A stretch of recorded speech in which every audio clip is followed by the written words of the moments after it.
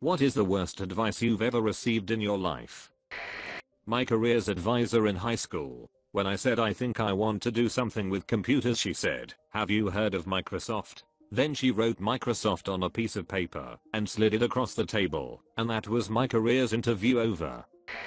When I was little, I told my mom I was sad because some kids were bullying me. She said I should tell them that when they bullied me it hurt me inside and they would stop. I did what she said. This was bad advice. They did not stop. When my daughter was an infant, my wife couldn't breastfeed and my daughter couldn't digest formula very well, so I had to buy a special pre-digested formula for like $25 can. I was at the cashier paying for the formula. The guy in front of me was gathering his things. He said to me, he says, "When my kids were babies, I wish I knew what I know now." I was like, "What's that? What do you know?" He says, "Babies don't need formula. All they need is sugar water. All the rest is a scam." I was like, "I'm so glad you didn't know that back then." Stop reading. You read too much. You're going to hurt your eyes. Go watch TV for a while. My grandma, every time she visited, while grabbing the books from my hands, it was like something off The Simpsons. Look at this cool new website. It's called Reddit. Just open another credit card. It's free money coming from my friend who is in thousands of dollars worth of debt and has no idea she will eventually have to pay that off. Edit. Whoa. Now I finally understand about the exploding inbox comments. This was my first ever post on Reddit. Also another gem, this same girl thought she would get a marketing job right out of college. That would pay her $70K a year and she wouldn't take anything less because she would be selling herself short. Your high school years will be the best ones of your life, so you better enjoy them while you can. If high school was the greatest time of my life, then I would have been better off killing myself then and there. When I found out I was pregnant with my youngest son, my mom and her boyfriend told me to abort. Not because I couldn't afford the baby or that there was something wrong with him, but because my mom was going through menopause and didn't want to be reminded that she couldn't have any more kids. Edit. Wow, I work nights. Posted this when I got home from work and just woke up. Holy crap. Thanks for the gold, kind people. And to answer some questions, no, I was not pregnant with my son's baby, I was pregnant with my son, who was the baby. Yes, this did happen. No, my mom is no longer with the boyfriend because he ran out of money. Yes, I still am in contact with her because she has had some sort of mental breakdown and is living in my house. Yes, I hate her, but my brother noped the F out when my mom threatened to punch his wife because she wanted my mom to vacuum her room because she had bugs. So instead of her being homeless, we let her live with us. I wish I had noped out too, but 40 years of abuse can with a person. Yes, I had my son, he's 10. I was 30 when I had him. My husband and I are still together.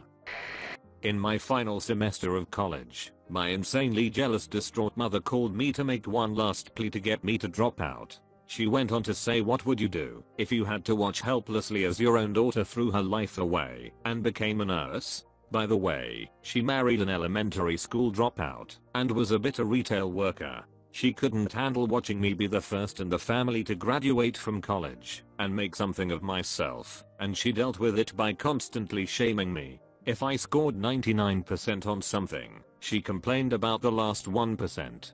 If I got 100%, she said I was stupid because I didn't earn bonus marks. We don't talk anymore, and I'm a successful nurse. Edit. Thanks for all the kind comments. This got more attention than I would have thought, because this is really mild in comparison to some of the things my mother has said and done to me. As is tradition, I received the typical "well, I hope you still love her, and talk to her.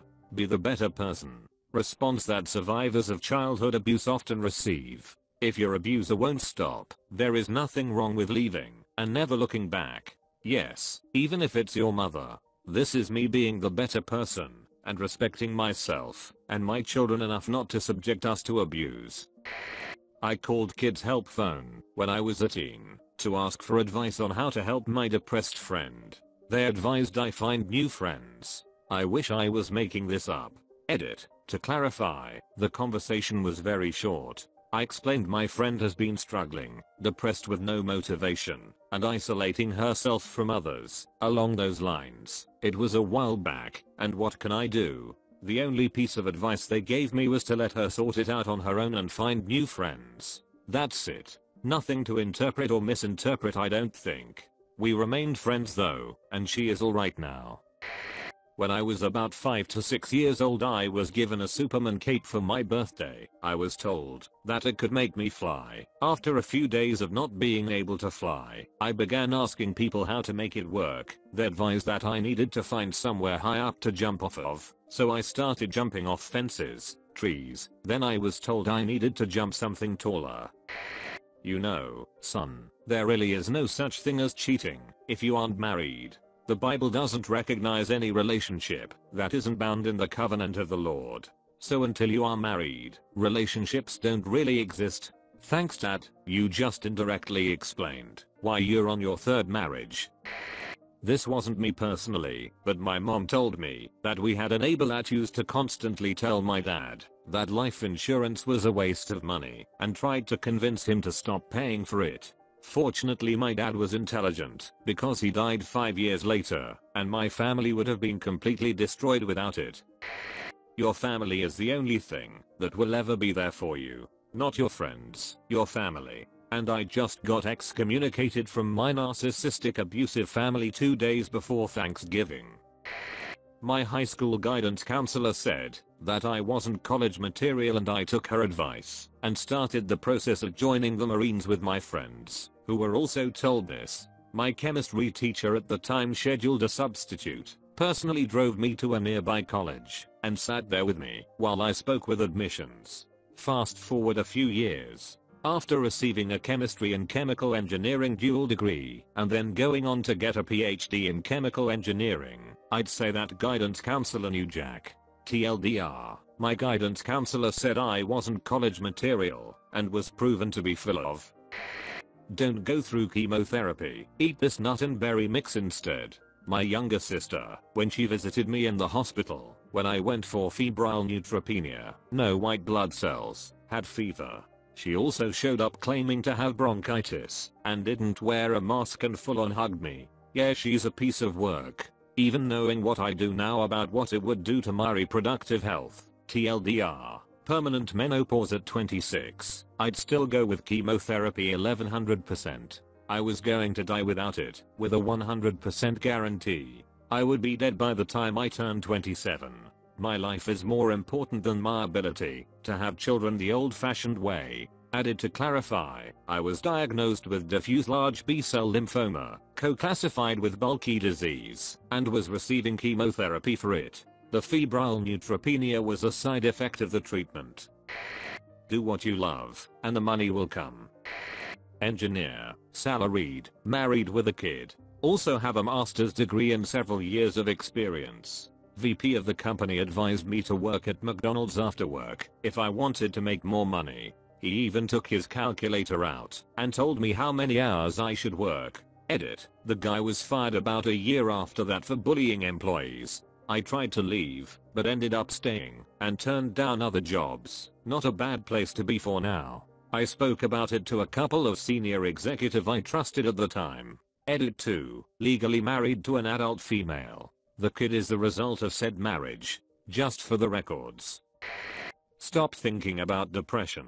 There are more people who have greater problems than yours. Non-verba.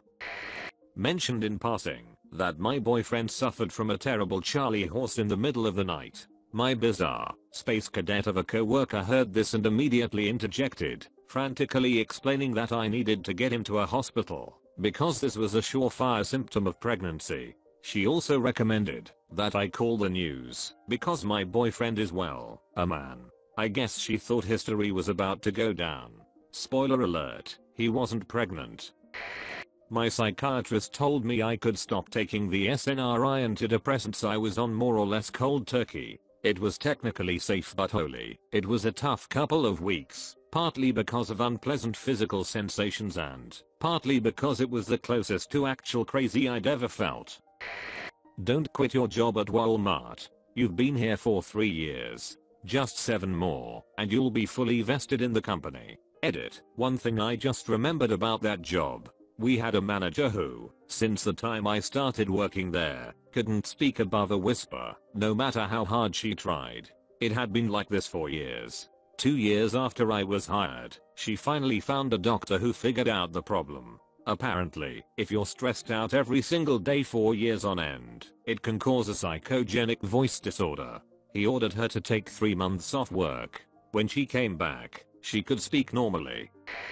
A friend of mine would always get me to talk about my relationships, and would somehow twist the smallest things into seeming like they were really bad, and then suggest that I should break up with them, and I would be like, you're right, why am I putting up with this? When it could have been something completely normal. Happened with 3 girls in a row, and it was always the same stuff, he said, and I just snapped out of it one day and realized that I had been the BF, and the reason it didn't work was because of how I was acting after hearing all these things put into my head. Think he was just jealous because he could never get any girls, but what a weird thing to look back on. Edit. It's quite funny how many comments here are suggesting he was into me, because we actually shared a bed for a few months years ago as he got kicked out of his apartment and had nowhere else to go, and I was still living with my parents, so the sofa was a no-go. I feel unclean. Renting is just throwing money away. Sure, if you know for a fact that you'll be living in the same town for the next 10 plus years and have a steady income. Otherwise, stop rent shaming. Renting is a great option for people who are just starting out, move every few years, or are unsure where they want to end up. Repairs are the responsibility of the landlord, and you can save a lot of money, especially with a housemate or two. When I was in high school, I had a friend who was not the smartest. I remember him telling me if I didn't want to get a woman pregnant, then she should be on top so the sperm can't flow up. He became a father his sophomore year. Given to me by a high school headmaster. You want to repeat your senior year with your lousy marks? That's crazy. You could be out getting a laboring job, making $17,000 per year. Yeah, base my life decisions on money. Ended up going on to uni, graduating with honors, and then finishing a PhD. Just listen to your academic advisor. They know what they're doing. Thousands of dollars added cost to education, an extra senior year, and a withdrawal on record. Seriously, don't be afraid to push back on your advisors if you're concerned about what they say or do. Don't be afraid to seek help at mental health. It won't adversely affect your Air Force career. I've been turned down for 2 amazing job opportunities because of my visits to mental health. Edit. To clarify, I'm already in the Air Force. I saw mental health for depression and anxiety related issues, and was later rejected for new jobs within the AF because of those visits, despite assurances to and endorsements by several providers stating that my issues had been resolved. Edit 2. Obligatory this blow up comment. Sorry I hardly replied to anyone. It's been a long and busy day for me. I do want to say I appreciate the outpouring of support from all of you, even if I'm not really worth your time. The last couple years of my life and career have been immensely frustrating, and it's put me in a dark place that I haven't really been able to escape since. I'm not planning to do anything stupid, don't get me wrong, but it's hard to see the proverbial light lately. I'm not giving up. I think I'm too stubborn to do that, but I have come to realize that I'm probably gonna be here for a while, so I might as well make myself comfortable.